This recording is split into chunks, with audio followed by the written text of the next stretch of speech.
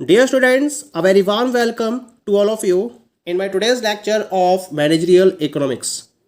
In today's lecture, we will discuss upon theory of production. यानी कि आज के लेक्चर से हम थ्योरी ऑफ प्रोडक्शन के कॉन्सेप्ट को डिस्कस करेंगे और इस थ्योरी ऑफ प्रोडक्शन में हम सबसे पहला टॉपिक कवर करेंगे that is the meaning and concept of production. सबसे पहले हम बात करेंगे कि प्रोडक्शन का कॉन्सेप्ट क्या है और इसके रिगार्डिंग क्या क्या डेफिनेशंस प्रोवाइडेड हैं.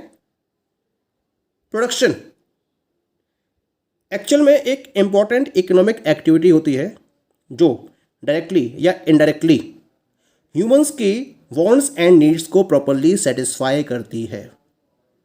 एक्चुअली जो प्रोडक्शन है वो मार्केट के सप्लाई साइड को रिप्रेजेंट करती है. Production is followed by the producers in the market.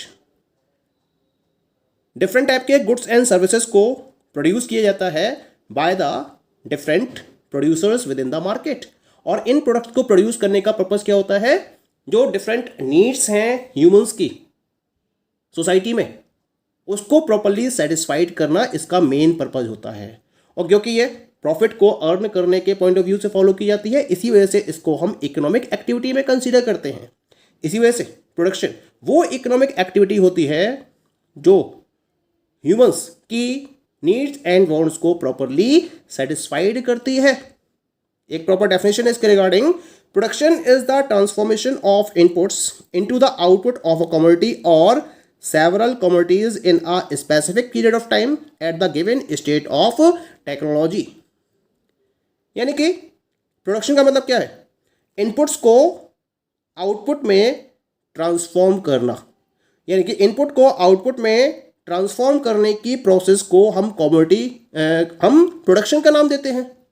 और इस ट्रांसफॉर्मेशन के बेसिस पर किसी एक पर्टिकुलर कमोडिटी या डिफरेंट टाइप की कमोडिटीज को प्रोड्यूस किया जाता है, वो भी एक दी हुई टेक्नोलॉजी का यूज करते हुए स्पेसिफिक पीरियड ऑफ टाइम में. तो हम इस पर्टिकुलर ट्रांसफॉर्मेशन प्रोसेस को प्रोडक्शन का नाम देते हैं. अगर हम इकोनॉमिक्स की बात करें तो इकोनॉमिक्स में जो प्रोडक्शन वर्ड है वो केवल और केवल फिजिकल ट्रांसफॉर्मेशन से कन्फाइंड नहीं है. यानी कि केवल लिमिट जो है इसकी फिजिकल ट्रांसफॉर्मेशन तक नहीं है.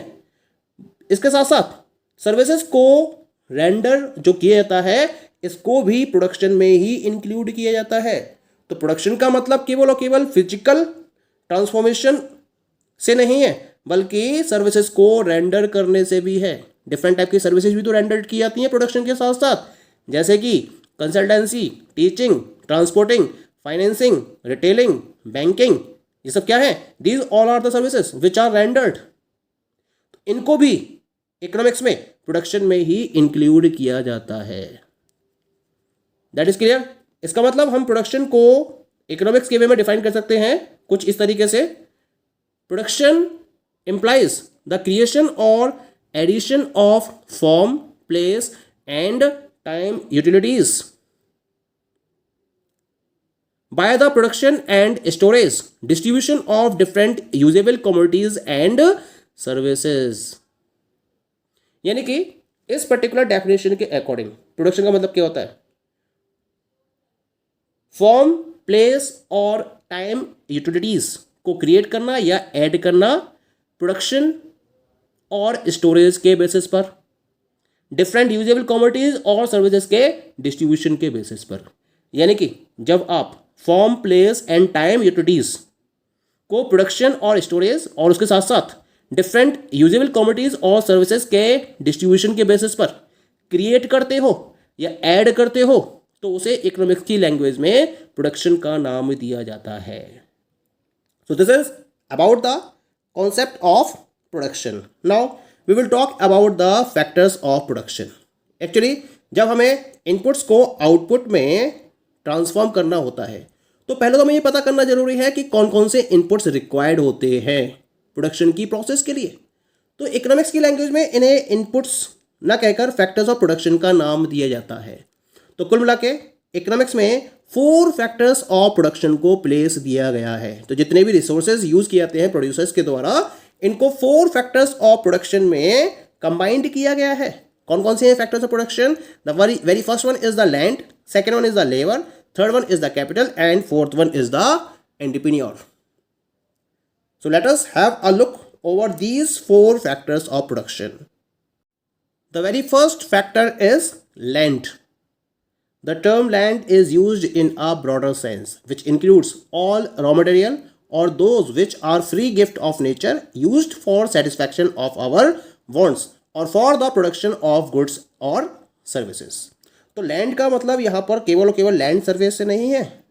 जिस लैंड सरफेस पर हम रह रहे हैं उसको तो लैंड में इंक्लूड किया जाता है, लेकिन इसके साथ साथ इकोनॉमिक्स में वो सारे रॉ मटेरियल्स जो as a free gift of nature हमें मिल रहे हैं और जिसके बेसिस पर हम अपनी डिफरेंट टाइप की नीड्स और वांट्स को सेटिस्फाई कर रहे हैं, या जिनके बेसिस पर डिफरेंट टाइप के गुड्स और सर्विसेज को प्रोड्यूस किया जा रहा है, उन्हें हम लैंड में इंक्लूड करते हैं. In a short, all free gift of nature including land surface is used in the term land. For example, land surface, forest, lakes, seas, waterfalls, mountains, climate, weather, minerals, airs, sunshine, fruits, vegetables, ये सब क्या है? ये free gift of nature हैं, जिनके basis पर हम अपनी डिफरेंट टाइप की नीड्स एंड वांट्स को भी सेटिस्फाइड कर रहे हैं और उसके साथ साथ हम इनका यूज फर्दर गुड्स और सर्विसेज को प्रोड्यूस करने में भी कर रहे हैं, जिन्हें हम लैंड में इंक्लूड करते हैं. That is clear. Second factor of production is that is the labour. क्या मतलब है लेबर का? In common parlance labour stands for unskilled labour, but in economics it stands for all labour which is used in the production of goods and services. It include skilled and unskilled labour, physical and mental labour, technical and non technical labour, ordinary and managerial labour, professionals etcetera. यानी कि जब हम labour की बात करते हैं तो labour से मतलब हमारा हमेशा अनस्किल्ड लेबर से होता है, लेकिन ऐसा नहीं है. इकोनॉमिक्स में गुड्स और सर्विसेज के प्रोडक्शन के लिए हम जितने भी टाइप की लेबर का यूज कर रहे हैं उन्हें हम लेबर में इंक्लूड करते हैं. अब हम स्किल्ड के साथ हम अनस्किल्ड के साथ साथ स्किल्ड लेबर का भी यूज कर रहे हैं, वो भी लेबर में काउंट होगी. फिजिकल और मेंटल लेबर का यूज कर रहे हैं, वो भी लेबर में काउंट होगी. Technical and non technical labour का यूज कर रहे हैं, वो भी लेबर में काउंट होगी. ऑर्डिनरी और मैनेजर लेबर की बात कर रहे हैं, वो भी लेबर में काउंट होगी. प्रोफेशनल्स की बात कर रहे हैं, वो भी लेबर में काउंट होगी. तो लेबर का मतलब वो सारी लेबर से है, उन सारे लेबरिंग पर्सन से है जिनका यूज गुड्स और सर्विसेज के प्रोडक्शन में किया जा रहा है, चाहे वो मैनेजरियल लेवल पर है, चाहे वो ऑपरेशनल लेवल पर है, या फिर वो किसी और लेवल पर ही क्यों ना हो, हम उसे लेबर में ही इंक्लूड करते हैं इकोनॉमिक्स की लैंग्वेज में. That is clear. लेबर के बाद हम थर्ड फैक्टर्स की बात करते हैं. Third factor production is that is known as the capital. Capital का मतलब क्या होता है इकोनॉमिक्स की लैंग्वेज में? Capital consist of those kind of wealth other than free gift of nature which yield income. It is that part of wealth which is used for further production of wealth. It appears in various forms like plant and machinery, tools, buildings, roads, dams, bridges, means of transportation and communication, etc. यानी capital का मतलब क्या होता है? उन particular kind की wealth से मतलब होता है कैपिटल का जो फ्री गिफ्ट ऑफ नेचर से अदर होती हैं और जो इनकम को प्रोवाइड कर रही होती हैं. ये एक तरीके से वेल्थ का ही पार्ट होते हैं जिनको वेल्थ के फर्दर प्रोडक्शन के लिए यूज किया जाता है. वेरियस फॉर्म्स में ये अपीयर होती हैं, जैसे कि प्लांट एंड मशीनरी, उसे भी हम कैपिटल कहेंगे. टूल्स एंड फिक्सचर्स, बिल्डिंग्स, इन्हें भी कैपिटल कहेंगे. Roads, dams, bridges, means of transportation, communication, इन्हें भी हम कैपिटल कहेंगे. जो करेंसी क्रिएट की जा रही है किसी भी कंट्री के अंदर, उसे भी हम कैपिटल कहेंगे. तो कैपिटल का मतलब है वो पर्टिकुलर वेल्थ जिसके बेसिस पर इनकम को जनरेट किया जा रहा है, या फिर जो वेल्थ के फर्दर प्रोडक्शन के लिए यूज की जा रही है और ये फ्री गिफ्ट ऑफ नेचर से अदर होती है, इसे हम कैपिटल में इंक्लूड करते हैं. That is clear. कैपिटल के बाद next one is that is the entrepreneur. Entrepreneur, it is that factor of production which organises plans and brings together all the factors of production. Employer of the factor of production is called entrepreneur. तो entrepreneur का मतलब क्या होता है? ये वो particular person है जो सारे फैक्टर्स ऑफ प्रोडक्शन को एक प्रॉपर रेशियो में कलेक्ट करता है और उसके बेसिस पर प्रोडक्शन की प्रोसेस को पॉसिबल करता है, अपनी डिफरेंट टाइप की मैनेजरियल स्किल्स का यूज करता है और उसके बेसिस पर प्रोडक्शन की प्रोसेस को स्टार्ट करता है. तो हम उस पर्टिकुलर पर्सन को एंटरप्रेन्योर का नाम देते हैं. पर्पस क्या होता है? प्रॉफिट को जनरेट करना.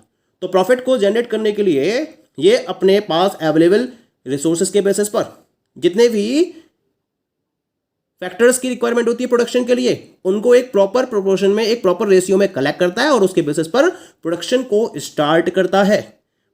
उस पर्टिकुलर बिजनेस के रिगार्डिंग कंप्लीट रिस्क को भी फॉलो करता है और एक तरीके से जितने भी फैक्टर्स ऑफ प्रोडक्शन हैं उनका ये एम्प्लॉयर होता है जिसे हम एंटरप्रेन्योर का नाम देते हैं. तो एंटरप्रेन्योर का मतलब वो पर्टिकुलर पर्सन जो सारे फैक्टर्स ऑफ प्रोडक्शन को राइट रेशियो में कलेक्ट करके प्रोडक्शन की प्रोसेस को फॉलो करे, एंटरप्रेन्योर कहलाता है. इसका पर्पस क्या होता है? इसका पर्पस होता है ज़्यादा से ज़्यादा प्रॉफिट को अर्न करना. तो इस तरीके से ये 4 फैक्टर्स ऑफ प्रोडक्शन रहते हैं: land, labour, capital and entrepreneur. Now we will discuss about the production function. यानी कि हम प्रोडक्शन फंक्शन के बारे में डिस्कस करेंगे. फंक्शन क्या डिफाइन करता है? 2 या 2 से ज़्यादा वेरिएबल्स के रिलेशन को हम फंक्शन के बेसिस पर डिफाइन करते हैं, जहां एक वेरिएबल तो होता है डिपेंडेंट और रेस्ट ऑफ द वेरिएबल्स होते हैं इंडिपेंडेंट वेरिएबल्स. इसी तरीके से प्रोडक्शन फंक्शन में हम फिजिकल इनपुट और physical output of a commodity के बीच के फंक्शनल रिलेशनशिप को डिफाइन करते हैं. यानी कि हम कह सकते हैं production function simply defines the functional relationship between physical inputs and physical output of a commodity.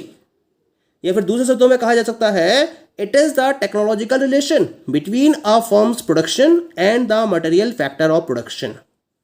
यानी कि फर्म के आउटपुट और इनपुट के टेक्नोलॉजिकल रिलेशनशिप को हम प्रोडक्शन फंक्शन के बेसिस पर डिफाइन करते हैं. मैथमेटिकली इसको एक्सप्रेस किया जा सकता है एज, जैसे कि आपको दिखाई दे रहा है, QX is equal to function of K, L, I, O, जहां K, L, I और O ये हैं इंडिपेंडेंट वेरिएबल्स और QX यानी कि आउटपुट यानी कि फर्म का प्रोडक्शन ये है आपका डिपेंडेंट वेरिएबल. K का मतलब हो गया यहाँ पर physical input of capital, L का मतलब है physical input of labour, I का मतलब है फिजिकल इनपुट ऑफ लैंड और O का मतलब है फिजिकल इनपुट ऑफ ऑर्गेनाइजेशन और एंटरप्रेन्योर. और QX डिफाइन करता है physical output of a commodity X को. तो इस तरीके से हम आउटपुट और इनपुट के फंक्शनल रिलेशनशिप को प्रोडक्शन फंक्शन के बेसिस पर डिफाइन कर सकते हैं. Okay, thank you.